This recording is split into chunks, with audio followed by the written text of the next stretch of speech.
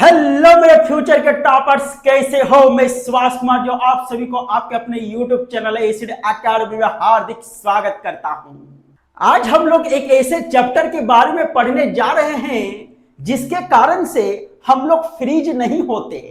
Freeze नहीं होते इसका क्या मतलब है भाई? फ्रीज नहीं होते मतलब क्या? एक जगह स्थिर नहीं रहते, हम मूव कर पाते हैं, हम एक जगह से दूसरे जगह चल पाते हैं।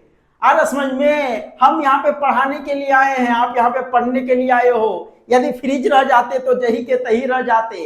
आ रहा समझ में? तो यह किसके वजह से पॉसिबल है? यह मोशन के वजह से पॉसिबल है। आ रहा समझ में? सोचिए ना, यदि दुनिया में मोशन नाम की कोई चीज नहीं होती तो कोई चल ही नहीं पाता, पक्षी उड़ ही नहीं पाते, मछली तैर ही नहीं पाता। आ रहा समझ में? पृथ्वी घूम ही नहीं पाता, दिल धड़क ही नहीं पाता।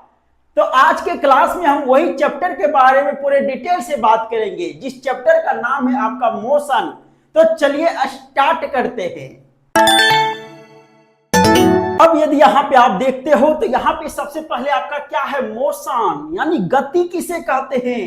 तो मोशन क्या होता है कि an object is said to be in motion when its position change continuously with the respect of time. यानी कहने का मतलब क्या हो गया कि कोई भी ऑब्जेक्ट मोशन में कब कहलाएगा? कोई भी ऑब्जेक्ट मोशन में तभी कहलाएगा जब उसका पोजीशन समय के साथ बदलता हो। समय के साथ बदलता हो, इसका क्या मतलब हो गया भाई? इसका मतलब यही हो गया कि अभी मान के चलिए हम अभी यहाँ पे खड़ा हैं, 5 मिनट बाद हम कहीं और चले गए, यानी क्या हो गया? 5 मिनट बाद हम यहां से वहां चले गए, फिर 5 मिनट बाद वहां से वहां चले गए। तो इसका मतलब क्या हो गया कि 55 मिनट के दौरान में हम अपने पोजीशन को क्या कर रहे हैं? चेंज कर रहे हैं, बदल रहे हैं। तो उसी चीज को हम क्या बोलते हैं? मोशन बोलते हैं। पोजीशन चेंज होना चाहिए। अब ऐसा बात थोड़ी नहीं है हम यहीं खड़े हैं और हिल डुल रहे हैं, इधर से उधर इस टाइप के कर रहे हैं और मेरा पोजीशन चेंज नहीं हो रहा है। टाइम तो पार हो रहा है लेकिन पोजीशन चेंज नहीं हो रहा है। आ रहा समझ में? तो वह मोशन नहीं कहलाएगा। मोशन कब कहलाएगा? समय के साथ जब आपका पोजीशन भी चेंज हो जाए, एक स्थान से दूसरे स्थान पहुंच जाए, उस कंडीशन को हम क्या बोलते हैं? मोशन बोलते हैं।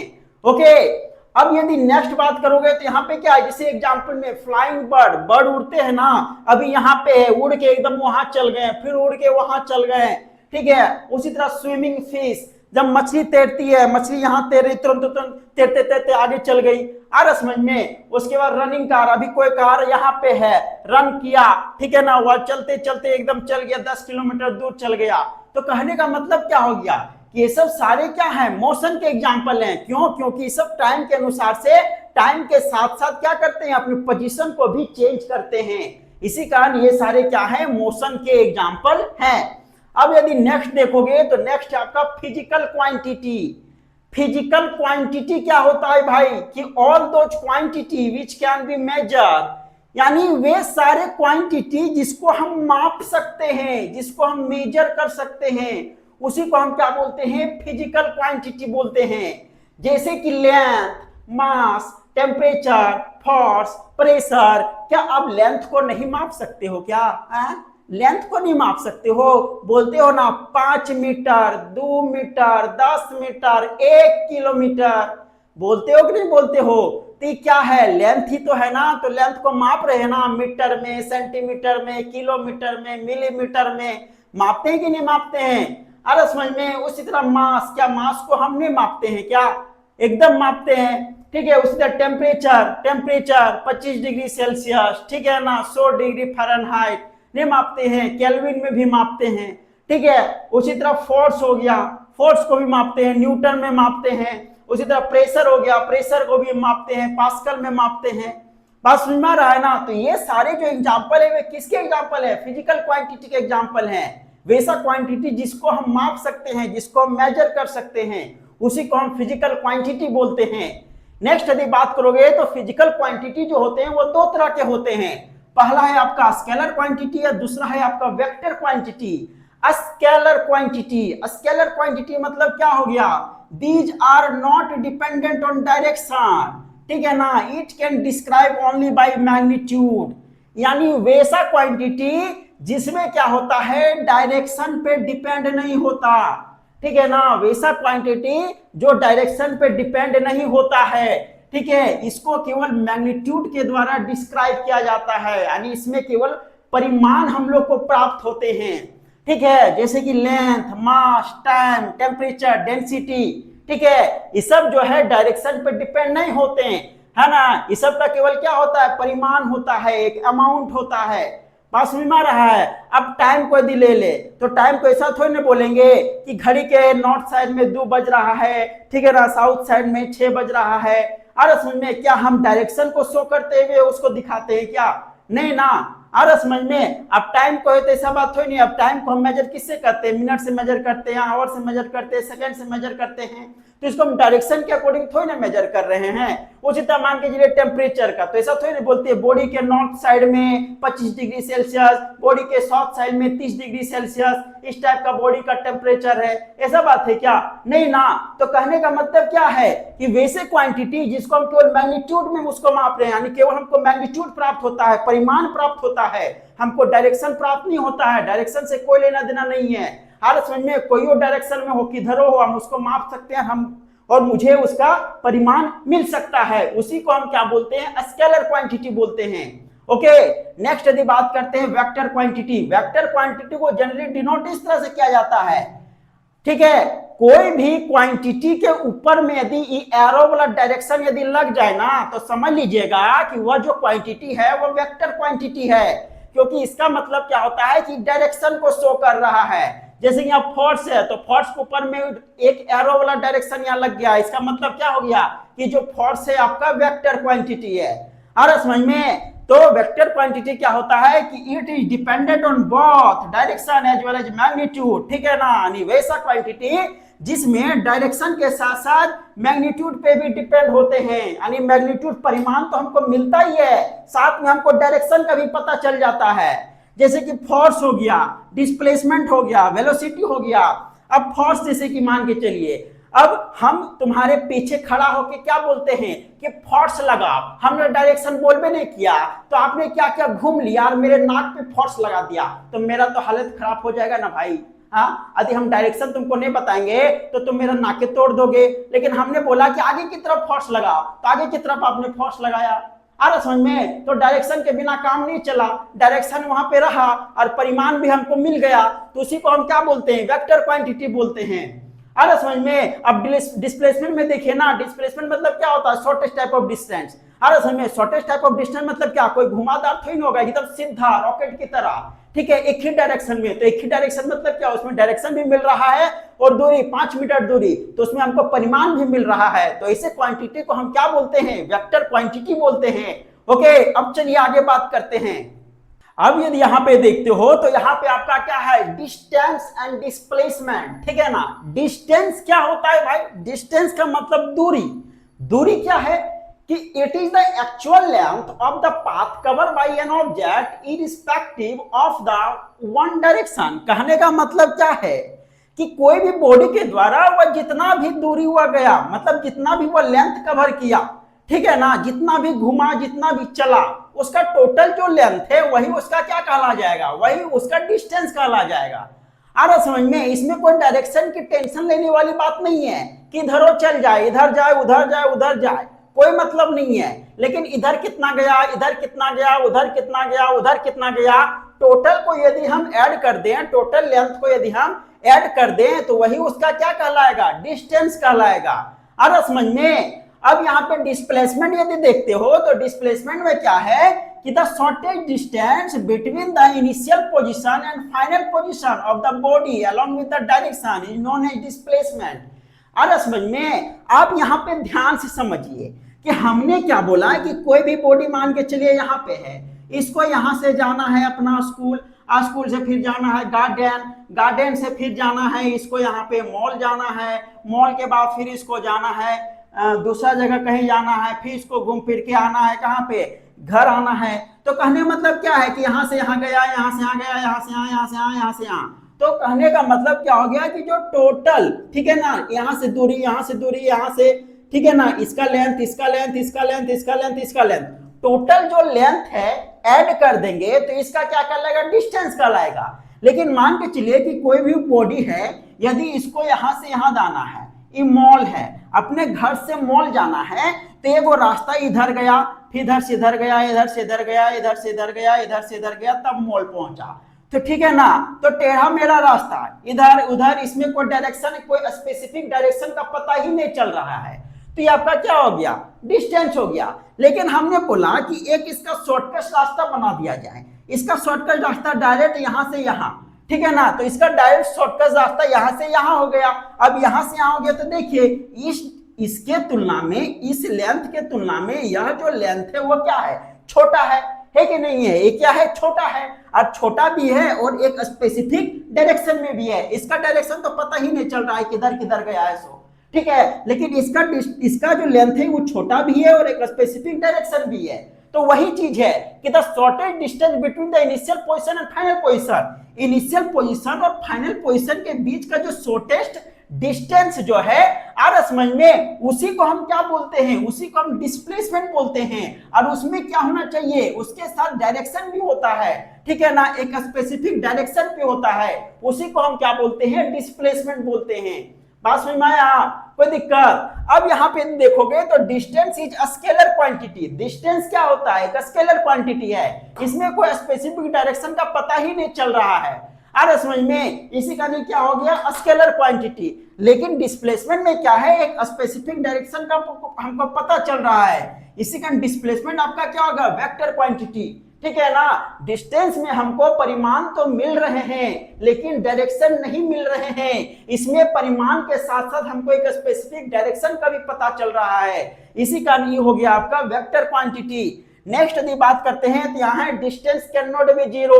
डिस्टेंस कभी जीरो नहीं हो सकता, लेकिन displacement can be zero, displacement zero हो सकता है। भाई जीरो कैसे हो सकता है, हो सकता है जैसे कि आप देखिए, मान के चलिए कि कोई भी ऑब्जेक्ट यहां से यहां गया, यहां से यहां, यहां से यहां, यहां से यहां, ठीक है ना, घूम फिर के फिर यहीं पे आ गया, ठीक है। तो यहां से 5 मीटर, यहां से 5 मीटर, 5 मीटर, 5 मीटर और 10 मीटर, कुल मिला के क्या हो गया, 5, 10, 15, 20 और 10, 30, ठीक है ना, टोटल कितना हो गया, 30 मीटर। तो 30 मीटर क्या हो गया, इसका डिस्प्लेसमेंट हो गया, लेकिन इसका सॉरी डिस्टेंस हो गया। 30 मीटर क्या हो गया, इसका डिस्टेंस हो गया, लेकिन इसका डिस्प्लेसमेंट की बात करेंगे तो इसका डिस्प्लेसमेंट क्या हो जाएगा, यहां से आ गया, यहां से कहीं से भी चल जाए कोई फर्क नहीं पड़ता है, लेकिन घूम फिर के यदि आए वही पोजीशन में आ गया जहां से वो स्टार्ट किया था, तो उसका डिस्प्लेसमेंट फिर क्या हो जाएगा, जीरो हो जाएगा। अरे समझ में, उसका डिस्प्लेसमेंट क्या हो जाएगा, जीरो हो जाएगा। यदि यहां से यहां तक गया, ठीक है ना, शॉर्टेज डिस्टेंस कवर करके यहां से यहां तक गया और घूम के फिर यहां से फिर यहीं आ गया, ठीक है, तो टोटल 10 मीटर, आने में भी 10 मीटर, दोनों घट जाएंगे यानी जीरो हो जाएगा, इसका डिस्प्लेसमेंट क्या हो जाएगा, जीरो हो जाएगा। बात समझ में आ रहा है, इसी का यहाँ पे लिखा गया है कि distance can not be zero, लेकिन displacement can be zero. Distance कभी जीरो नहीं हो सकता, डिस्प्लेसमेंट जीरो हो सकता है, ठीक है ना। आप किधरों चल जाइए ना, थोड़ा सा भी आप चल गए इधर उधर कहीं पर भी घूम फिर के आ जाइए, फिर जाइए फिर आइए, तो टोटल लेंथ कितना जा रहे हो, कितना आ रहे हो, कितना जा रहे हो, कितना आ रहे हो, टोटल ऐड हो जाएगा, ठीक है ना, वही आपका डिस्टेंस हो जाएगा। अरे समझ में, लेकिन आप जहां से स्टार्ट किए हैं, ठीक है, कुछ दूर गए और फिर वापस वहीं आ गए, तो डिस्प्लेसमेंट क्या हो जाएगा, जीरो हो जाएगा। ओके, अब चलिए आगे बात करते हैं।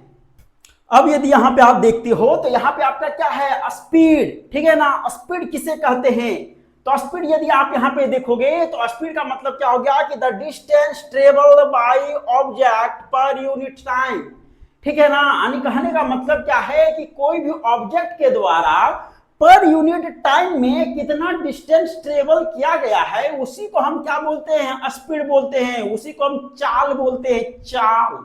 अरे समझ में, तो पर यूनिट टाइम का मतलब क्या हो गया कि टाइम का बहुत यूनिट है, सेकंड भी है, मिनट भी है, आवर भी है। अरे समझ में, तो प्रति सेकंड में कितना मीटर गया, प्रति मिनट में कितना मीटर गया, प्रति घंटा में कितना किलोमीटर गया।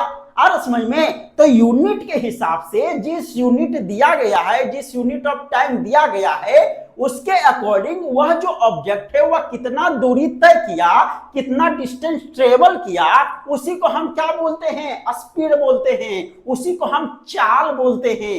अरे समझ में, उसका चाल क्या है, अरे समझ में, कि वह 1 सेकंड में कितना मीटर गया, 1 मिनट में कितना मीटर गया, और समझ में कितना डिस्टेंस ट्रेवल किया, उसी को हम क्या बोलते हैं, स्पीड बोलते हैं। लेकिन इधर है वेलोसिटी, वेलोसिटी बोले तो वेग। अरे समझ में, तो वेलोसिटी क्या है भाई, कि velocity of a body is the distance travel by per unit time in a given direction. यानी इसका मतलब क्या हो गया कि कोई भी बॉडी, कोई भी ऑब्जेक्ट कितना डिस्टेंस ट्रेवल किया पर यूनिट टाइम में, लेकिन एक दिए गए डायरेक्शन में ही, उसी को हम क्या बोलते हैं, वेलोसिटी बोलते हैं। दोनों में अंतर समझिए। स्पीड में केवल बोला कि पर यूनिट टाइम कितना डिस्टेंस ट्रेवल किया, इसमें कोई डायरेक्शन नहीं दिया है कि तुमको यही डायरेक्शन में जाना है, सो यही डायरेक्शन में ही जाना है और बताना है कि तुम पर यूनिट टाइम कितना डिस्टेंस ट्रेवल किए। इसमें कोई डायरेक्शन नहीं दिया गया, ये चाहा तो इधर भी चल गया, इधर भी चल गया, इधर भी चल गया, इधर भी चल गया। उसके बाद सब देखा कि यह पर यूनिट टाइम कितना डिस्टेंस ट्रेवल किया है, उसके अकॉर्डिंग इसको हम क्या बोले, स्पीड बोले। लेकिन वेलोसिटी का मतलब क्या हो गया कि इसने एक डायरेक्शन दे दिया कि नहीं बाबू, तुमको क्या करना है ना, तुमको यही डायरेक्शन में जाना है, यही डायरेक्शन में तुमको डिस्टेंस कवर करना है। और समझ में, यही डायरेक्शन में हम देखेंगे कि तुम्हारा पर यूनिट टाइम कितना डिस्टेंस ट्रेवल कर रहे हो, ठीक है ना, उसी को हम वेलोसिटी बोलेंगे। यानी बिना डायरेक्शन के स्पीड और डायरेक्शन के साथ वेलोसिटी। और समझ में, अब यहां पे आगे देखोगे तो speed is a scalar quantity. Speed क्या है, एक स्केलर क्वांटिटी है।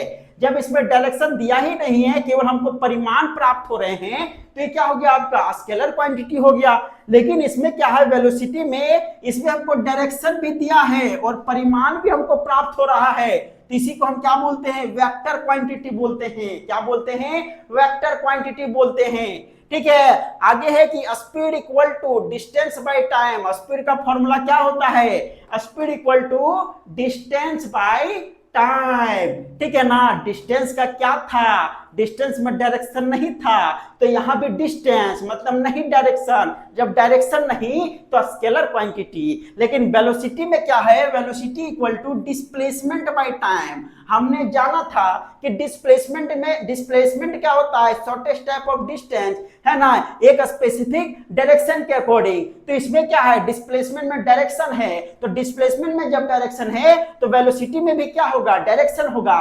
और जब डायरेक्शन होगा तो क्या कहलाएगा, वेक्टर क्वांटिटी कहलाएगा। अरे समझ में, तो वेलोसिटी इक्वल टू क्या हो गया, डिस्प्लेसमेंट बाय टाइम हो गया।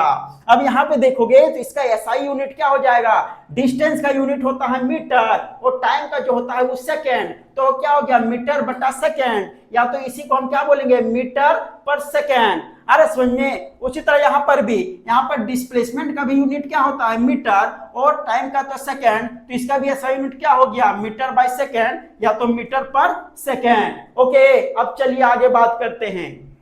अब यदि यहां पे देखते हो तो यहां पे क्या है, यूनिफॉर्म मोशन और non uniform motion. Uniform motion क्या होता है कि when the body travels equal distance in equal interval of time, it's called uniform motion। आ रहा समझ में, when the body travels equal distance in equal interval of time, it is called uniform motion। जब कोई भी body, कोई भी object क्या करता है, इक्वल इंटरवल ऑफ टाइम में इक्वल डिस्टेंस यदि तय करता है तो उसी को हम यूनिफॉर्म बोलते हैं, यानी यूनिफॉर्म मोशन बोलते हैं। ठीक है, बात समझिए। बात कहने का मतलब क्या हो गया कि मान के चलिए कि कोई डिस्टेंस है, ठीक है ना, इस टाइप का डिस्टेंस, टोटल लेंथ है यहाँ पे, आ रहा समझ में, और एक बॉडी है, एक क्या है, ऑब्जेक्ट है, ठीक है, चाहे कोई आदमी है, कोई कार है, आदमी छोड़ दीजिए, कार ले लीजिए, ज्यादा अच्छा रहेगा। सपोज कीजिए कार है, अरे समझ में, अभी कार क्या करता है ना, 1 घंटा में 5 किलोमीटर जाता है। 1 घंटा में कितना किलोमीटर जाता है, 5 किलोमीटर। फिर दूसरा घंटा में फिर 5 किलोमीटर, फिर तीसरा घंटा में फिर 5 किलोमीटर, चौथा घंटा में फिर 5 किलोमीटर। तो यहां देखिए ना, जैसे जैसे घंटा बढ़ रहा है ना, एक घंटा बढ़ रहा है, तो इसका जो डिस्टेंस है उसमें चेंज नहीं आ रहा है, प्रत्येक घंटा में सेम डिस्टेंस ट्रेवल कर रहा है। तो इसी को हम क्या बोलते हैं, यूनिफॉर्म मोशन बोलते हैं। आ रहा समझ में कि इक्वल इंटरवल ऑफ टाइम में इक्वल डिस्टेंस जब कवर करे उसी को हम क्या बोलते हैं, यूनिफॉर्म मोशन बोलते हैं। आ रहा समझ में। लेकिन नॉन यूनिफॉर्म मोशन का मतलब क्या हो गया कि when the body travels unequal distance in equal interval of time it is called non uniform motion। यानी कहने का मतलब क्या है कि नॉन यूनिफॉर्म मोशन का मतलब क्या हो गया कि कोई जो बॉडी है वो अनइक्वल डिस्टेंस ट्रेवल करता है in equal interval of time में। आ रहा समझ में।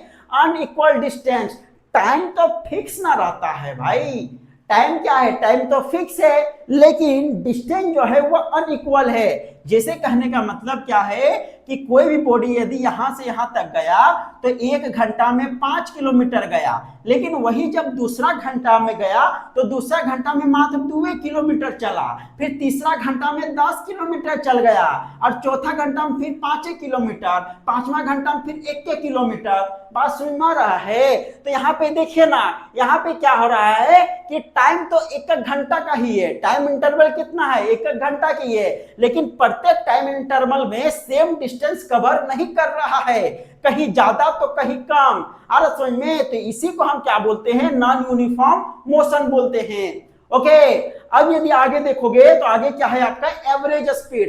एवरेज स्पीड का मतलब क्या हो गया कि total distance covered by total time taken. Average speed का मतलब क्या हो गया कि मान के चलिए कोई एक कार है, ठीक है, वह 1 घंटा में 5 किलोमीटर, 2 घंटा में 10 किलोमीटर, 3 घंटा में 15 किलोमीटर, तो बोला कि इसका एवरेज स्पीड क्या है। आ रहा समझ में। इसकी औसत चाल क्या है। तो औसत चाल निकालने का जो फॉर्मूला होता है वो क्या होता है कि टोटल डिस्टेंस जितना कवर किया है ना, 5, 10, 15, उसको सबको ऐड कीजिए। टोटल टाइम कितना लगा, 1 घंटा, 2 घंटा, 3 घंटा, यानी 3 से उसको डिवाइड कीजिए। आ रहा समझ में। और जो मेरा वैल्यू आएगा उसी को हम क्या बोलेंगे, एवरेज स्पीड बोलेंगे।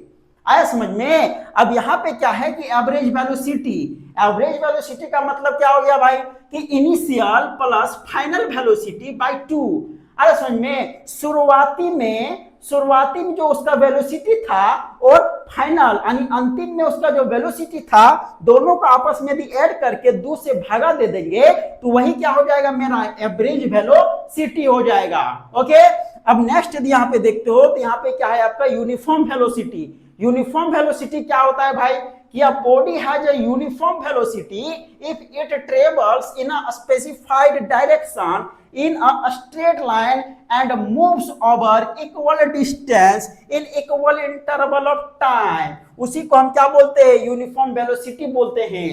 ठीक है ना। जब वेलोसिटी का बात आया तो इसका मतलब क्या हो गया, वेलोसिटी का बात आया मतलब उसमें एक स्पेसिफिक डायरेक्शन होगा, उसमें इधर उधर कहीं भी नहीं होगा, एक स्पेसिफिक डायरेक्शन। अरे समझ में। तो कहने का मतलब क्या हो गया कि यूनिफॉर्म वेलोसिटी का मतलब कि if it travels in a specified direction, यानी एक स्पेसिफाइड डायरेक्शन में एक स्ट्रेट लाइन में क्या करता है, ट्रेवल करता है, moves over equal distance in equal interval of time. अरे समझ में। जितना टाइम ले रहा है, 1 घंटा में 5 किलोमीटर, 2 घंटा में 10 किलोमीटर, 3 घंटा में 15 किलोमीटर, अरे समझ में। तो सब में क्या हो रहा है कि 55 किलोमीटर क्या हो रहा है, बढ़ रहा है।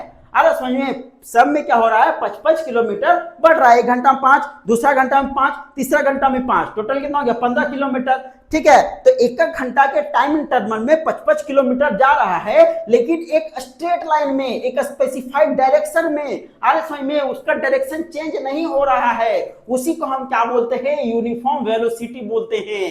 ओके, अब चलिए आगे बात करते हैं।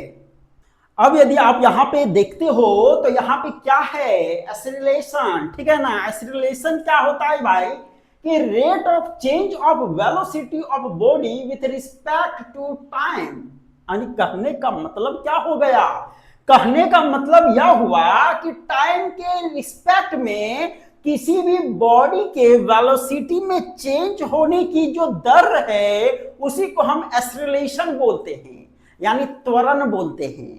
आ रहा समझ में। इसका मतलब क्या हो गया, इसका मतलब यही हुआ कि मान के चलिए आप एक बाइक चला रहे हो और रोड है एकदम खाली, एकदम सीधा, एकदम खाली, तो तो आपने क्या किया, अभी 50 किलोमीटर प्रति घंटा की रफ्तार से चल रहे थे, एक्सीलरेटर को पूरा घुमाए, थोड़ा घुमाए, दूसरा सेकंड में हो गया 60 किलोमीटर प्रति घंटा, फिर घुमाए, तीसरा सेकंड हो गया 70 किलोमीटर प्रति घंटा, फिर घुमाए, हो गया चौथा सेकंड में 80 किलोमीटर प्रति घंटा। बात समझ में आ रहा है ना? तो कहने का मतलब क्या हो गया कि प्रति सेकंड में आप क्या कर रहे हो, आप अपने बाइक के वेलोसिटी को बढ़ा रहे हो, ठीक है ना, अपने वेलोसिटी को चेंज कर रहे हो, तो उसी को हम क्या बोलते हैं, उसी को हम एक्सीलरेशन बोलते हैं, ठीक है ना। आपने क्या किया, अपने गाड़ी का जो एक्सीलरेटर है उसको घुमाए, एक्सीलरेटर से एक्सीलरेशन घुमाओगे, एक्सीलरेटर घुमाए तो बढ़ गया एक्सीलरेशन, अरे समझ में, उसके वेलोसिटी में चेंज आ गया, तो उसी को हम क्या बोलते हैं, एक्सीलरेशन बोलते हैं। तो वही चीज यहाँ पे लिखा हुआ है कि टाइम के रिस्पेक्ट में क्या होता है कि कोई भी बॉडी का वेलोसिटी के चेंज होने की जो दर है उसी को हम क्या बोलते हैं, एक्सीलरेशन बोलते हैं। आया समझ में? अब इसका फॉर्मूला क्या होता है कि acceleration equal to v minus U by T. v मतलब क्या हो गया, फाइनल वेलोसिटी, और u मतलब हो गया इनिशियल वेलोसिटी, कि बाद में फाइनल वेलोसिटी कितना है, इनिशियल वेलोसिटी कितना था, दोनों को आपस में घटाएंगे और जितना टाइम था वो टाइम में क्या करेंगे, ठीक है ना, उसको उससे डिवाइड कर देंगे, तो वही मेरा क्या हो जाएगा, एक्सीलरेशन हो जाएगा। और एक्सीलरेशन का जो यूनिट होता है वह क्या होता है, मीटर पर सेकंड स्क्वायर, ठीक है ना। मीटर पर सेकंड स्क्वायर कैसे हो गया भाई, जैसा कि हम जानते हैं कि वेलोसिटी का यूनिट क्या होता है, मीटर पर सेकंड, ठीक है ना। तो टाइम का यूनिट क्या हो जाएगा, तो टाइम का यूनिट भी तो वही हो जाएगा ना, टाइम का यूनिट भी सेकंड, तो मीटर पर सेकंड, और फिर एक सेकंड और जुड़ गया ऊपर में, तो क्या हो जाएगा, मीटर पर सेकंड स्क्वायर हो जाएगा। बात समझ में आ रहा है ना? तो यही क्या है, यही है आपका एक्सीलरेशन का यूनिट है। ओके, अब यदि आप यहाँ पे बात करते हो तो यहाँ पे और एक चीज है, इसको हम बोलते हैं रिटार्डेशन। रिटार्डेशन मतलब क्या होता है कि नेगेटिव एक्सीलरेशन कॉल्ड रिटार्डेशन, ठीक है ना। जब एक्सीलरेशन क्या हो जाए, नेगेटिव हो जाए, तो उसी को हम बोलते हैं रिटार्डेशन बोलते हैं। जैसे कहने का मतलब क्या है कि आप एक बाइक चला रहे हो, रोड है, आप बाइक चला रहे हो, अब आगे जो है एक ठोकर है, बड़ा सा ठोकर है, तो आप गए एकदम 80 के किलोमीटर प्रति घंटा से गए, आप देखिए ठोकर है, ठोकर है, तो आप तो अचानक रुकने की कोशिश किए, तो तुरंत क्या किए, अपने स्पीड को कम किए, तो 80 से 70 आया, 70 से 60 आया, 60 से 50, 50 से 40, इस तरह करते करते एकदम ठोकर के पास जाते एकदम स्पीड क्या हो गया, जीरो हो गया, यानी एक्सीलरेशन क्या हो गया, एकदम घटते चला गया, नेगेटिव होते चला गया, उसी को हम क्या बोलते हैं, रिटार्डेशन बोलते हैं। आ रहा समझ में? अब आगे भी देखोगे तो नेक्स्ट है आपका यूनिफॉर्म एक्सीलरेशन। यूनिफॉर्म एक्सीलरेशन का मतलब क्या हो गया भाई कि when an object travels in a straight line and its velocity increase or decrease by equal amount in equal interval of time, this is known as uniform acceleration। ठीक है, uniform acceleration का मतलब क्या हो गया कि जब कोई एक ऑब्जेक्ट, ठीक है ना, एक स्ट्रेट लाइन में क्या करता है, ट्रेवल करता है, और उसका जो वेलोसिटी होता है या तो इंक्रीज होता है या तो डिक्रीज होता है, लेकिन क्या, इक्वल अमाउंट में, क्या हो गया, इक्वल अमाउंट में, ठीक है ना, in equal interval of time में, उसी को हम क्या बोलते हैं, यूनिफॉर्म एक्सीलरेशन बोलते हैं। जैसे कि हमने अभी बोला ना, हमने क्या बोला कि आप बाइक चला रहे हो, पहले 80 किलोमीटर प्रति घंटा से गए, ठीक है ना, अब 80 किलोमीटर प्रति घंटा से गए, फिर दूसरा सेकंड में 70 हो गया, तीसरा सेकंड में 60 हो गया, चौथा सेकंड में क्या हो गया, 50 हो गया, फिर 40, फिर 20, 10, इस टाइप का गया, यानी प्रति सेकंड क्या हो गया, घटते चला गया। कितना घटा भाई, 10 किलोमीटर प्रति घंटा घटते चला गया। या तो उसका ऑपोजिट, आप पहले 50 में थे, फिर 60 गए, फिर 70 गए, फिर 80 गए, आ रहा समझ में? तो प्रत्येक सेकंड में 10-10 किलोमीटर प्रति घंटा क्या हो गया, आपका वेलोसिटी बढ़ते चला गया। तो कहने का मतलब क्या है कि इक्वल इंटरवल ऑफ टाइम में, इक्वल अमाउंट में आपका वेलोसिटी या तो इंक्रीज हो रहा है या तो डिक्रीज हो रहा है, उसी चीज को हम क्या बोलते हैं, उसी को हम यूनिफॉर्म एक्सीलरेशन के नाम से हम जानते हैं।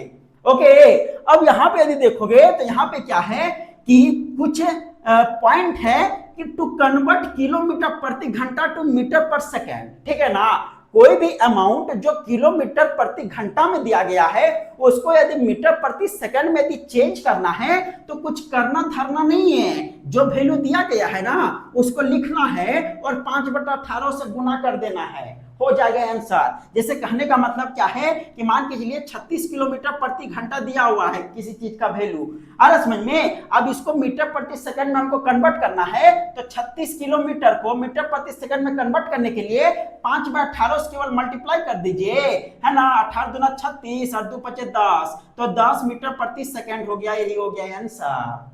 आलत समझ में, उतना लंबा चौड़ा 1000, 60 × 60 ये सब को गुना करने और भागा देने से कोई मतलब नहीं है।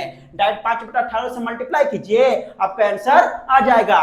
और वही इसका दूसरा कि टू कन्वर्ट मीटर प्रति सेकंड, अब मान के चलिए मीटर प्रति सेकंड दिया है, आपको किलोमीटर प्रति घंटा में चेंज करना है, तो करना कुछ नहीं है, 18/5 से यहाँ पे मल्टीप्लाई कर देना है, यानी इसका उल्टा मल्टीप्लाई कर देना है। यहाँ पे ये था किलोमीटर प्रति घंटा को मीटर प्रति घंटा में चेंज करने के लिए 5/18 से मल्टीप्लाई, लेकिन मीटर प्रति सेकंड को किलोमीटर प्रति घंटा में चेंज करने के लिए 18/5 से मल्टीप्लाई। और समझ में, जैसे कि मान के चलिए कि यहाँ पे यदि आपका दिया है 20 मीटर प्रति सेकंड, ठीक है ना, 20 मीटर प्रति सेकंड दिया है, अब आपको किलोमीटर प्रति घंटा में चेंज करना है, तो कुछ करना धरना नहीं है, 20 को केवल क्या कीजिए मल्टीप्लाई कर दीजिए 18/5 से, 5 चौका 20, ठीक है ना, और इसको 18 से क्या करेंगे, इसको गुना करेंगे, ठीक है ना। 18 × 4, 8 चौक 32, 4 एकम 4 और 3 कितना हो गया 7, यानी 72 किलोमीटर प्रति घंटा हो जाएगा। 18 चौक 72 किलोमीटर प्रति घंटा। आ रहा समझ में, ये कितना आसान है, आया समझ में। अब चलिए आगे बात करते हैं। अब यदि यहाँ पे आप देखते हो तो यहाँ पे कुछ ग्राफ्स दिए गए हैं, ठीक है। इस चैप्टर में कुछ ग्राफ के यूज किए जाते हैं, ठीक है। तो इस चैप्टर में ग्राफ का यूज करने के पीछे का मेन पर्पस यही है कि जो हमने मोशन की जो पूरी कहानी जो पढ़ा ना, तो उस मोशन की जो कहानी है उसको पिक्चर में बदल देना, ठीक है ना, इसी का नाम ग्राफ का यूज करते हैं। कि ग्राफ से हमको डायरेक्ट पता चल जाता है, ठीक है, कि कोई भी यहाँ पे जो ऑब्जेक्ट है उसका स्पीड क्या है, ठीक है ना, कोई भी ऑब्जेक्ट का यहाँ पे एक्सीलरेशन क्या है, कोई भी ऑब्जेक्ट का यहाँ पे उसका वेलोसिटी क्या है, ग्राफ से हमको डायरेक्ट पता चल जाता है, ठीक है ना, किसी भी चीज का डाटा। आया समझ में। अब यहाँ पे यदि आप देखते हो तो यहाँ पे सबसे पहला है आपका डिस्टेंस टाइम ग्राफ, ठीक है। सबसे पहला क्या है आपका डिस्टेंस टाइम ग्राफ। तो एक बात हमेशा जान लीजिए कि जो डिस्टेंस टाइम ग्राफ जो है ना, तो डिस्टेंस टाइम ग्राफ हमेशा क्या बताता है, स्पीड बताता है। क्या बताता है, हमेशा स्पीड बताता है। तो डिस्टेंस टाइम ग्राफ में यहाँ पे दो गो है, एक है यूनिफॉर्म मोशन में और एक है नॉन यूनिफॉर्म मोशन, यानी distance time graph in uniform motion and distance time graph in non uniform motion. Distance time graph in uniform motion में यदि आप देखोगे तो यहाँ पे आपको यूनिफॉर्म मोशन का मतलब क्या, हमने बताया था कि इक्वल इंटरवल ऑफ टाइम में इक्वल डिस्टेंस जो ट्रेवल करता है उसी को हम क्या बोलते हैं, यूनिफॉर्म मोशन बोलते हैं भाई, ठीक है। तो यहाँ पे क्या है, ये आपका डिस्टेंस है और ये आपका क्या है, टाइम है। टाइम यहाँ पे सेकंड में है, डिस्टेंस आपका मीटर में है, तो 10 सेकंड में 10 मीटर, 20 सेकंड में 20 मीटर, ठीक है ना, 40 सेकंड में 40 मीटर। तो यहाँ पे देखिए ना, इक्वल इंटरवल ऑफ टाइम में इक्वल डिस्टेंस कवर कर रहा है। इसी का इस ग्राफ का जो स्लोप है वो क्या है, स्ट्रेट में है। अरे समझ में, इसी को हम क्या बोलते हैं, यूनिफॉर्म मोशन बोलते हैं। इसका जो लाइन यहाँ पे वो क्या है, आपका स्ट्रेट में है। उसी तरह आप यदि यहाँ पे देखोगे तो non uniform motion, non uniform motion का मतलब क्या हो गया कि इक्वल इंटरवल ऑफ टाइम में नॉन अनइक्वल डिस्टेंस जो क्या करता है, ट्रेवल करता है, उसी को हम क्या बोलते हैं, नॉन यूनिफॉर्म मोशन बोलते हैं। जैसे कि यहाँ पे देखिए 10 सेकंड, यहाँ पे टाइम क्या है, 10, 20, 30, 40 सेकंड है यहाँ पे, ठीक है, और यहाँ पर डिस्टेंस आपका मीटर में दिया गया है। लेकिन आप यदि देखोगे तो यहाँ जो है हर एक सेकंड जो है यहाँ पे इक्वल डिस्टेंस यहाँ पे ट्रेवल नहीं कर रहा है। इसी कारण जो इसका जो लाइन यहाँ पे दिख रहा है वो स्ट्रेट नहीं है, बल्कि क्या है, कर्व टाइप का है। अब समझ में, इसी कारण इसको हम क्या बोलेंगे, नॉन यूनिफॉर्म मोशन का ग्राफ बोलेंगे। आज समझ में। अब नेक्स्ट है आपका वेलोसिटी टाइम ग्राफ। जो वेलोसिटी टाइम ग्राफ जो होता है यह क्या करता है, यह हमेशा एक्सीलरेशन देता है, एक्सीलरेशन के बारे में बताता है, ठीक है ना। अब वेलोसिटी टाइम ग्राफ में देखोगे तो ये आपका क्या है कि वेलोसिटी है, ये आपका क्या है, टाइम है। आ समझ में, टाइम के अनुसार जो उसका वेलोसिटी में जो चेंजेज आ रही है वही चीज को इस ग्राफ में दर्शाया गया है। इसका मतलब हम क्या जानते हैं, एक्सीलरेशन का मतलब क्या जानते हैं कि चेंज इन वेलोसिटी बटा टाइम। यही ना हम जानते हैं कि वेलोसिटी में जो टाइम के अनुसार जो वेलोसिटी में जो चेंज हो रहा है उसी को हम क्या बोलते हैं, एक्सीलरेशन बोलते हैं, ठीक है। तो वही का ग्राफ यहाँ पे है, तो इसका मतलब सीधा सा बात समझ सकते हैं कि वेलोसिटी टाइम ग्राफ में जो होता है वह हमें क्या मिलता है, वहां से हमें एक्सीलरेशन मिलता है। एक्सीलरेशन को हम यहाँ से आसानी से फाइंड आउट कर सकते हैं। आया समझ में। अब नेक्स्ट यहाँ पे देखेंगे तो नेक्स्ट आपका डिस्प्लेसमेंट टाइम ग्राफ। तो डिस्प्लेसमेंट टाइम ग्राफ जो होता है वह जो है वह हमेशा वेलोसिटी के बारे में बताता है। एक डिस्प्लेसमेंट टाइम ग्राफ जो है वह हमें वेलोसिटी के बारे में क्या करता है, बताता है। जैसे कि आप यहाँ पे देखोगे तो ये क्या है, आपका वेलोसिटी है मीटर पर सेकंड में, ठीक है। उसी तरह यहाँ पे क्या है, टाइम है सेकंड में। बस में आ रहा है ना। अब यहाँ पे देखेंगे तो यहाँ पे यदि आप देखेंगे इसका यदि यहाँ पे वेलोसिटी देखेंगे तो कितना है, 10 है, और यहाँ पे वेलोसिटी देखेंगे तो 6 है। पास में आ रहा है ना। तो ये जो ग्राफ आपको दिख रहा है, इस ग्राफ से आपको क्या पता चल रहा है, इस ग्राफ से आपको वेलोसिटी आप यहाँ पे फाइंड आउट, मतलब वेलोसिटी यहाँ पे आप देख सकते हो, वेलोसिटी के बारे में जान सकते हो।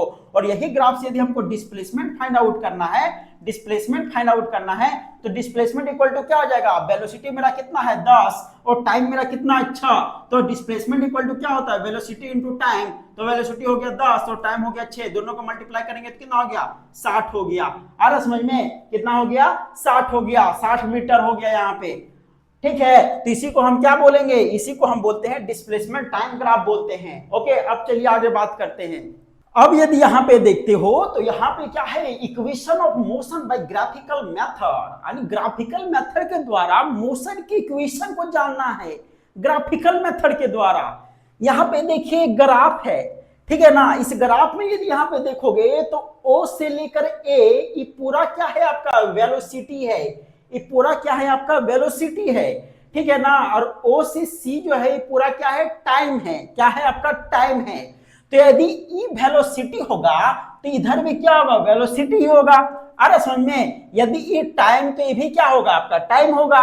ओके, तो यहाँ पे यदि आप देखोगे ध्यान से तो यहाँ पे ये पूरा है वेलोसिटी, लेकिन ओ ए मतलब ओ और ए यानी ओ ए क्या है आपका यू, यू बोले तो इनिशियल वेलोसिटी, ठीक है। उसी तरह सी डी भी क्या हो जाएगा, आपका इनिशियल वेलोसिटी यानी ई भी यू हो जाएगा, ठीक है। और आपका बी डी, ठीक है ना, बी डी का वैल्यू यदि हमको फाइंड करना है तो बी डी क्या हो जाएगा, अब देखिए ना, पूरा है भी, पूरा क्या है भी, और ई है यू, तो पूरा में से यदि इसको घटा देंगे तो इसका वैल्यू निकल जाएगा। वही ना यहाँ किए हैं कि भी में यदि यू घटा दिए तो क्या हो जाएगा, भी माइनस यू, यानी बी डी का वैल्यू क्या हो जाएगा, भी माइनस यू हो जाएगा। ओके, अब यदि यहाँ पे आप देखते हो तो ओ ए का वैल्यू यू है जो हमने बताया, बीसी का वैल्यू भी आपका क्या है, बीसी का वैल्यू पूरा जो बीसी है क्या है आपका भी है, तो यहाँ पे भी लिखे। बीडी का वैल्यू क्या आ जाएगा, बीडी का वैल्यू भी माइनस यू हो जाएगा और ओसी का वैल्यू टी हो जाएगा। ओके, अब यदि आगे देखते हैं, अब हम जानते हैं कि एक्सीलरेशन इक्वल टू क्या होता है, भी माइनस यू बाई टी होता है ना, भी माइनस यू बाई टी क्या होता है, एक्सीलरेशन होता है। अब यहाँ पे एक्सीलरेशन को ए से यदि हम डिनोट करते हैं और भी मेरा क्या है, भी मेरा BC, तो भी के जगह पे लिख दिए BC और U मतलब क्या हो गया CD, यानी U के जगह पे क्या लिख दिए हम CD लिख दिए, और T का मतलब OC, तो T के जगह पे हम OC लिख दिए। अब BC माइनस CD यदि करते हैं, BC में CD को घटा देते हैं, पूरा BC में CD को घटा देते हैं तो क्या निकलता है BD, यानी V माइनस U, तो BC माइनस CD किए तो क्या निकल गया BD, ठीक है ना, और OC का OC रह गया। अब BD का वैल्यू क्या होता है, V माइनस U, वही लिख दिए V माइनस U, ठीक है ना, और ओसी का मतलब हो गया टी, तो ओसी का मतलब हो गया टी यहाँ पे। अब टी को यदि इधर ट्रांसफर कर गए तो हो गया ए टी, क्या हो गया ए टी, और इधर बचा आपका भी माइनस यू, क्या बचा भी माइनस यू, तो यहाँ पे भी को इधर रहने दिए, यू को उधर ट्रांसफर कर दिए तो हो गया भी equal to U plus A T, यानी यही हो गया इक्वेशन ऑफ मोशन का, है ना, पहला इक्वेशन। मोशन का क्या हो गया, ये पहला इक्वेशन हो गया। यह जो इक्वेशन है, equation of velocity time relation, यानी यह जो इक्वेशन है, यह इक्वेशन वेलोसिटी टाइम रिलेशन को बताता है। आ रहा समझ में, ये किसको बताता है, वेलोसिटी टाइम रिलेशन को बताता है। अब यदि आप इधर देखोगे कि यह है आपका सेकंड इक्वेशन ऑफ मोशन, ये था आपका फर्स्ट इक्वेशन ऑफ मोशन, ये इधर है आपका सेकंड इक्वेशन ऑफ मोशन। अब सेकंड इक्वेशन ऑफ मोशन में क्या है कि S equal to area under the graph, ठीक है ना, S equal to area under the graph, यानी उस ग्राफ में जितने भी एरिया बने हैं, ठीक है ना, वही क्या हो जाएगा, S का वैल्यू हो जाएगा। तो S इक्वल टू क्या हो गया, यहाँ पे सपोज कीजिएगा कि S का मतलब होता है डिस्प्लेसमेंट, क्या होता है, डिस्प्लेसमेंट। तो S equal to area under the graph, यानी S इक्वल टू इसमें क्या क्या एरिया बन रहा है भाई, पहला एरिया है एरिया ऑफ रेक्टेंगल OADC, ठीक है ना, OADC ये क्या है, एरिया ऑफ रेक्टेंगल हो गया। उसके बाद area of triangle ABD, area of triangle ABD ये क्या बन रहा है आपका, ये बन रहा है आपका ट्रायंगल, क्या बन रहा है आपका ट्रायंगल, और ये क्या बन रहा है आपका रेक्टेंगल, ठीक है ना। तो दोनों का जो एरिया होगा वही इसके डिस्प्लेसमेंट यानी S के बराबर में होगा।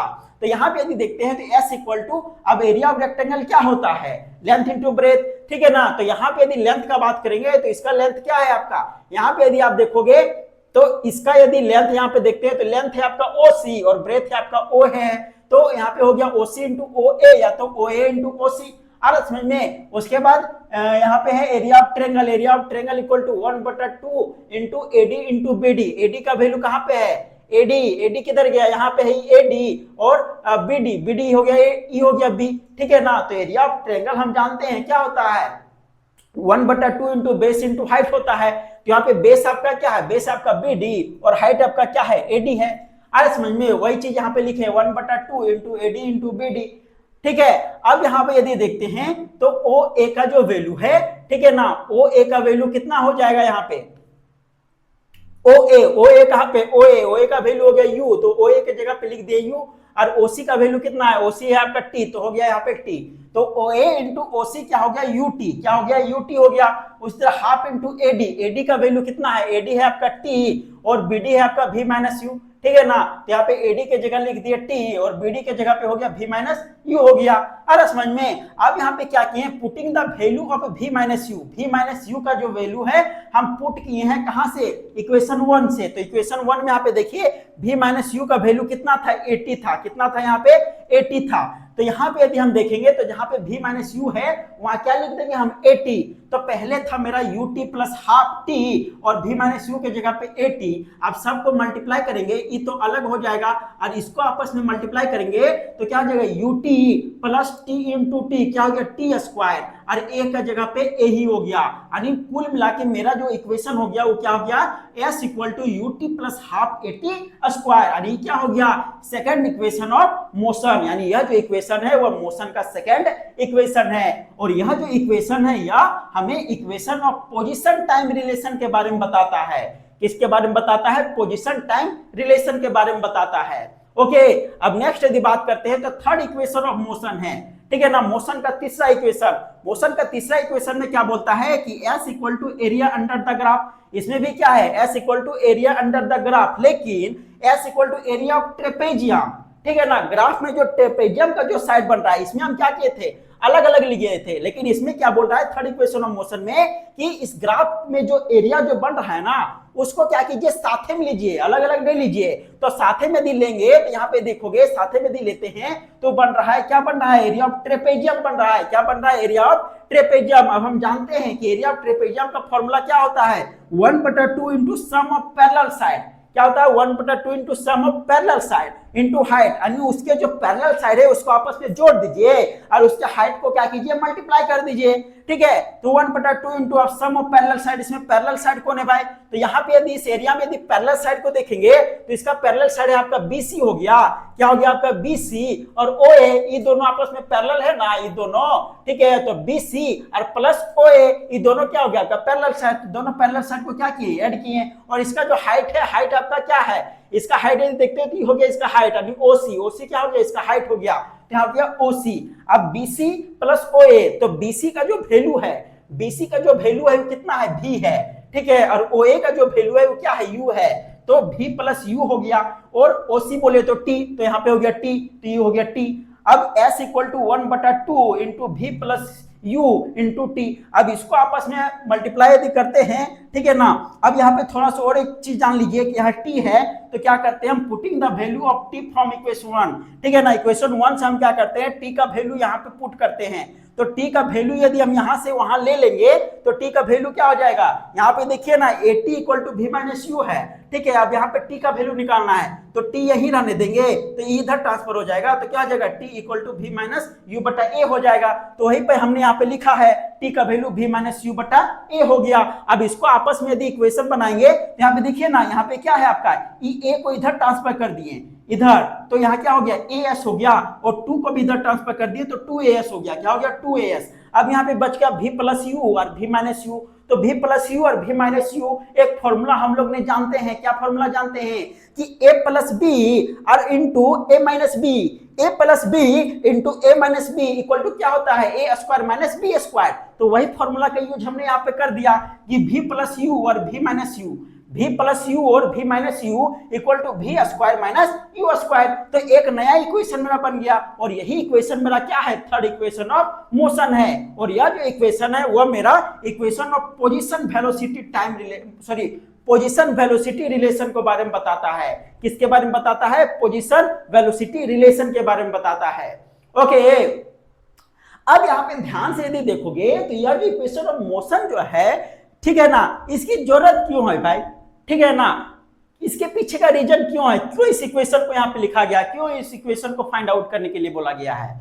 आ रहा समझ में? अब यहाँ पे देखिए कि मान के चलिए पहला इक्वेशन से यदि देखेंगे तो इस इक्वेशन का मतलब क्या होगा? इक्वेशन के पीछे का राज क्या है? इस इक्वेशन के पीछे का राज यही है कि इस इक्वेशन यदि हम जानेंगे ना, इक्वेशन यदि हम जानेंगे, पहला इक्वेशन आप देखिए ना, पहला इक्वेशन क्या है? v equal to U plus A T. यदि इक्वेशन हम जान रहे हैं ना और कोई भी ऑब्जेक्ट का यदि हम इनिशियल वेलोसिटी जान रहे हैं, एक्सीलरेशन जान रहे हैं और टाइम यदि जान रहे हैं, ये तीनों चीज मालूम है तो हमको पता चल जाएगा कि आगे जाने के बाद वह जो बॉडी है आगे जब जाएगा उसका फाइनल वेलोसिटी क्या होगा। ठीक है ना, हम पहले ही फ्यूचर के वेलोसिटी को हम प्रिडिक्ट कर लेंगे। अरे समझ में? इसी का इस इक्वेशन का यूज किया गया है। खाली हमको वैल्यू, बाकी चीजों का वैल्यू दे दे, बाकी फ्यूचर वाला चीज को हम पहले ही जान लेंगे। आ रहा समझ में? उसी तरह सेकंड इक्वेशन से क्या देखेंगे? सेकंड इक्वेशन से देखेंगे कि यदि हमको u का इनिशियल वेलोसिटी दे दे, टाइम दे दे और एक्सीलरेशन दे दे, तो हम पता कर लेंगे कि यह जो ऑब्जेक्ट है उसका टोटल डिस्प्लेसमेंट क्या होगा, उसका डिस्प्लेसमेंट एक्चुअली में क्या होगा। तो इक्वेशन रहेगा तबे ना आप जानोगे, इक्वेशन नहीं रहेगा तो फिर कैसे जानोगे? अरे समझ में? उसी तरह थर्ड इक्वेशन में यदि देखते हैं तो थर्ड इक्वेशन में भी उसी तरह हम यहाँ पे फाइंड आउट कर सकते हैं। ओके, अब चलिए आगे बात करते हैं। अब यदि यहाँ पे देखते हो तो यहाँ पे आपका क्या है? Circular motion. सर्कुलर मोशन मतलब क्या होता है कि एक सर्कल में चारों तरफ घूमना, ठीक है ना, उसी को क्या बोलते हैं हम? सर्कुलर मोशन बोलते हैं। ठीक है ना, एक सर्कल बना दिए और सर्कल होके चारों तरफ क्या कर रहे हैं? हम घूम रहे हैं। ठीक है ना, उसी को हम क्या बोलते हैं? सर्कुलर मोशन बोलते हैं। अब यहाँ पे यदि देखोगे तो क्या है कि when an object moves in a circular path with uniform speed, its motion is called uniform circular motion। ठीक है ना, यानी कहने का मतलब क्या है कि जब कोई ऑब्जेक्ट जो है एक सर्कुलर पाथ पर, ठीक है ना, यूनिफॉर्म स्पीड के साथ क्या करता है? घूमता है, तो उसी मोशन को हम क्या बोलते हैं? यूनिफॉर्म सर्कुलर मोशन बोलते हैं। यानी जो स्पीड से घूम रहा है ना वही स्पीड से लगातार घूमते रहेगा, उसी को हम क्या बोलेंगे? सर्कुलर यूनिफॉर्म मोशन, यानी यूनिफॉर्म सर्कुलर मोशन के नाम से हम जानेंगे। जैसे कि क्या है, एक सर्कल है और इसके चारों तरफ कोई क्या कर रहा है? घूम रहा है, तो हो गया सर्कुलर मोशन। और यूनिफॉर्म स्पीड से घूम रहा है तो यूनिफॉर्म सर्कुलर मोशन। ओके, तो आई होप कि यह चैप्टर आपको बहुत ही इंटरेस्टिंग लगा होगा। वीडियो कैसी लगी हो कमेंट सेक्शन में बताइए। वीडियो यदि अच्छी लगी हो तो वीडियो को लाइक कीजिए, अपने दोस्तों के पास शेयर कीजिए और चैनल में यदि नए हो ना तो चैनल को सब्सक्राइब जरूर कर लीजिए। ओके, तो मिलते हैं नेक्स्ट टॉपिक के साथ नेक्स्ट वीडियो में। तब तक के लिए धन्यवाद।